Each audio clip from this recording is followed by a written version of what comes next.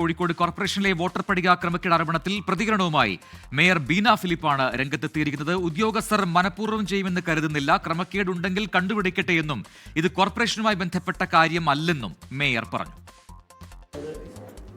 എന്തും ആർക്കും പറയാവുന്ന ഒരു കാലം വന്നു എന്നേ ഞാൻ പറയുന്നുള്ളൂ. അതിനെക്കുറിച്ച് എല്ലായിടത്തും ചെറിയ പ്രശ്നങ്ങൾ വരും. ഒന്നാമത് നമ്മൾ കെട്ടിട നമ്പറുകളൊക്കെ മാറ്റി നമ്മൾ ഡാറ്റ പ്യൂരിഫൈ ചെയ്തു, അതുകൊണ്ട് വരുന്ന പ്രശ്നങ്ങൾ, പിന്നെ സാങ്കേതിക തകരാറ് കൊണ്ട് വരാം.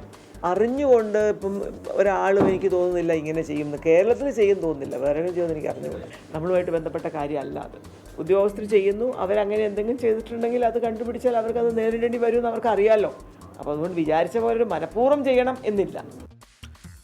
എന്തായാലും രാഹുൽ ഗാന്ധിയുടെ വോട്ടുകളുടെ ആരോപണവുമായി ബന്ധപ്പെട്ട് രണ്ട് സുപ്രധാന അപ്ഡേറ്റുകൾ ഇപ്പോൾ വരുന്നുണ്ട്. അതിലൊന്ന്, കോൺഗ്രസിന്റെ യോഗം, ഇതുമായി ബന്ധപ്പെട്ടുള്ള യോഗം തുടങ്ങിയിരിക്കുന്നു എന്നുള്ളതാണ്. മല്ലികാർജ്ജുൻ ഖർഗെ, രാഹുൽ ഗാന്ധി എന്നിവർ ഈ യോഗത്തിൽ പങ്കെടുക്കുന്നുണ്ട്. തുടർ നടപടികൾ, നീക്കങ്ങൾ, അതെന്താവണം, ഏത് രീതിയിലാവണം എന്നതൊക്കെ ആ യോഗത്തിൽ ചർച്ചയാകുന്നുണ്ടെന്നാണ് മനസ്സിലാക്കാൻ കഴിയുന്നത്. മറ്റൊന്ന്, എഴുത്തുകാരുടെ ഒരു സംയുക്ത പ്രസ്താവന, വളരെ പ്രധാനപ്പെട്ടൊരു പ്രസ്താവന ഇപ്പോൾ വന്നിരിക്കുന്നു. രാഹുൽ ഗാന്ധി ഉയർത്തുന്ന ചോദ്യങ്ങൾ അതീവ ഗുരുതരമാണ്. തെരഞ്ഞെടുപ്പ് കമ്മീഷൻ ഭരണഘടനാ ഉത്തരവാദിത്തങ്ങൾ മറക്കുന്നു, രാഹുൽ ഗാന്ധിയെ ഉപാധികളില്ല പിന്തുണയ്ക്കുന്നു എന്ന് പറഞ്ഞിരിക്കുന്നത് കേരളത്തിലെ ഏറ്റവും പ്രശസ്തരായ പ്രമുഖരായ എല്ലാ എഴുത്തുകാരുമാണ്. അതിൽ KG Sankara Pillai, Kalpetta Narayanan, B Rajeevan, UK Kumaran മുതൽ MN Karassery, CV Balakrishnan, K Venu, അങ്ങനെ പോകുന്ന ഒരു വലിയ എഴുത്തുകാരുടെ നിര തന്നെ സംയുക്ത പ്രസ്താവന ഇപ്പോൾ ഇറക്കിയിരിക്കുകയാണ്. രാഹുൽ ഗാന്ധിക്കൊപ്പം നിൽക്കുന്നു ഈ വിഷയത്തിൽ എന്നാണ് എഴുത്തുകാർ ഇപ്പോൾ ഈ പ്രസ്താവനയിലൂടെ വ്യക്തമാക്കിയിരിക്കുന്നത്.